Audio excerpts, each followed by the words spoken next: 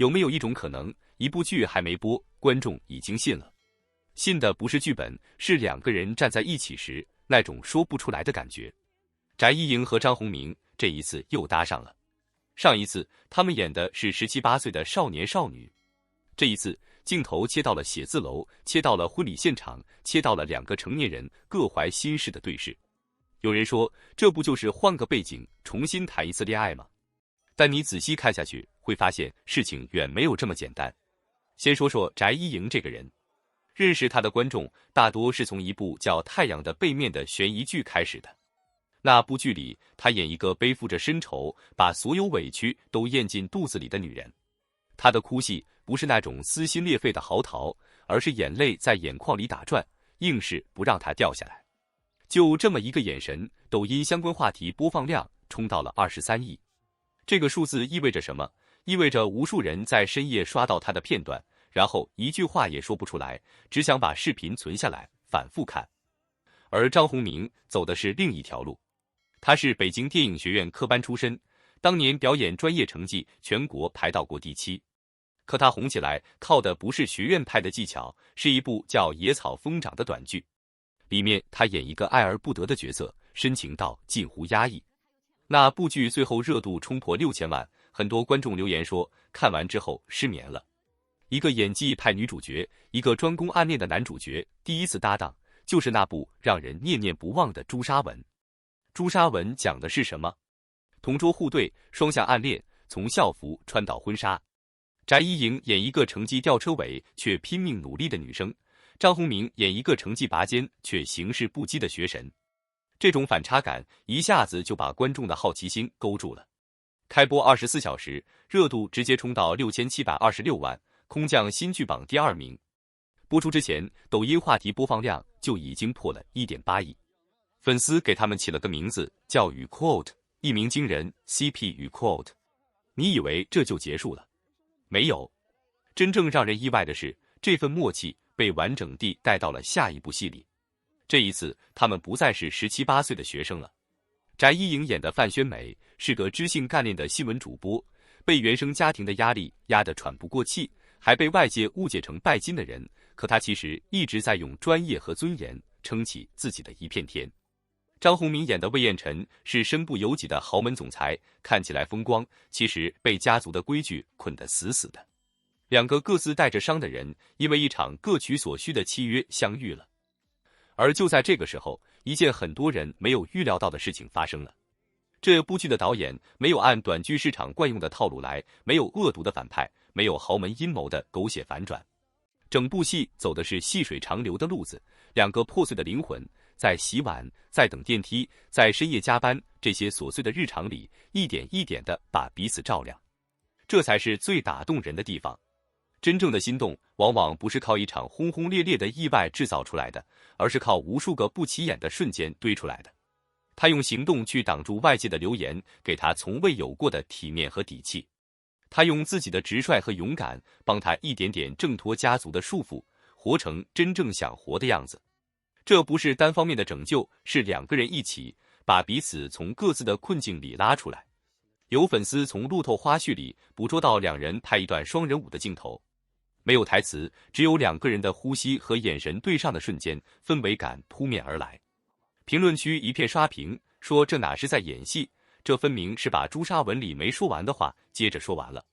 如果你也觉得这样不靠狗血，只靠细节堆出来的感情线不简单，记得点个赞，让更多人看到这个故事。其实回过头去看，这种默契不是巧合。翟一莹擅长用眼神戏和肢体动作，把角色内心的坚韧和脆弱同时演出来。张宏明擅长在克制里藏深情，越是不说，越让人揪心。一个往里收，一个往外递，正好接得上。短剧市场这几年同质化的剧情太多了，观众早就腻了。但这一次市场给出的回应是，《烟火与月光》上线之前，平台预约人数就已经突破了95万。评论区告诉我，你更心疼范宣美，还是更心疼魏彦辰？说到底，为什么这样一对 CP 能让人一次又一次的相信爱情？也许答案很简单，观众想看到的从来不是完美无缺的爱情童话，而是两个真实的、带着伤的人，愿意为彼此变得更好。翟一莹和张宏明之所以让人念念不忘，是因为他们演的不只是恋爱，是两个灵魂互相靠近、互相托举的过程。从校服到婚纱，是青春里最纯粹的悸动；从契约到真心，是成年人世界里最难得的坦诚。而这一次，从朱砂吻到烟火与月光，他们把这份默契从17岁的懵懂，一直写到了成年人的清醒。很多人都说，影视剧里的 CP 之所以能够打动观众，是因为剧情足够甜，台词足够浪漫。但真正能够留在观众心里的，从来不是某一句情话，也不是某一个拥抱，而是一种无法复制的默契感。那种默契并不是刻意制造出来的化学反应，而是在一个眼神、一次停顿、一个微笑里，自然而然流露出来的真实情绪。朱砂吻里的他们，更像是青春最美好的模样。那个阶段的喜欢，带着一点青涩，一点冲动，也带着对未来无限的幻想。两个人都不知道结局会怎样，却愿意为了彼此勇敢一次。正因为不够成熟，所以每一次靠近都显得格外珍贵。正因为没有太多现实的束缚，所以每一次心动都显得格外纯粹。而到了烟火与月光，这种关系发生了完全不同的变化。这里没有校园里的懵懂，没有少年时代的不顾一切，取而代之的是成年人的克制、责任和选择。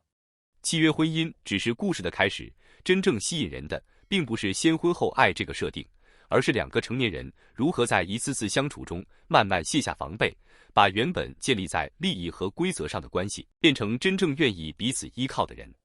其实这也是很多观众会被这部剧深深吸引的原因，因为现实生活里的爱情很少会像青春时期那样轰轰烈烈。成年人经历过失望，也经历过离别，所以他们更加珍惜那些愿意理解自己、包容自己的人。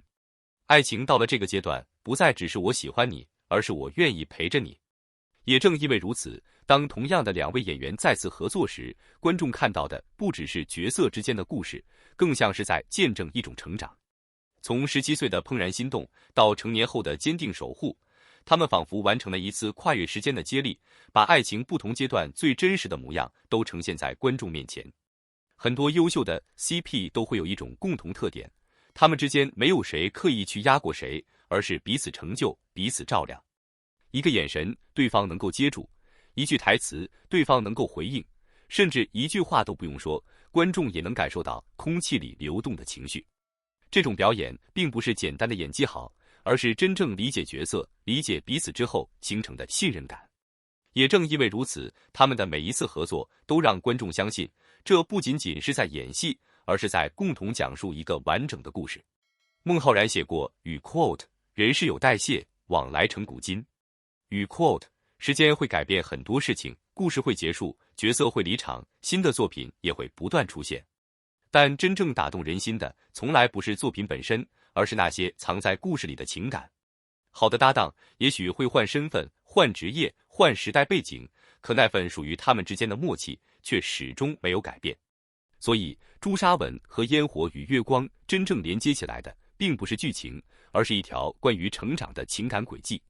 前者告诉我们，爱情可以因为心动而开始，后者告诉我们，爱情更需要因为理解而长久。一个讲的是青春，一个讲的是人生，一个像盛夏里炽热的阳光，一个像夜晚静静洒落的月光。它们看似不同，却共同拼凑出爱情最完整的样子。烟火为什么令人难忘？因为它足够绚烂，却转瞬即逝。月光为什么让人安心？因为它不会喧哗，却始终陪伴。也许人生真正珍贵的感情，从来都不是最耀眼的那一次相遇，而是在所有热烈褪去之后，依然有人愿意站在你身边，看尽四季更迭，陪你走过漫长岁月。或许这就是他们一次次合作最动人的意义，不是重复相同的故事，而是在不同的人生阶段，诠释爱情不同的模样，让观众相信，无论青春还是成年，无论校园还是婚姻，真正契合的两个人，总会找到属于彼此的位置。那么，你更喜欢朱砂吻中那份青涩而炽热的初恋，还是烟火与月光中细水长流、历久弥新的陪伴？欢迎把你的答案留在评论区，我们一起聊聊你心中最打动人的那一份爱情。我们下期见。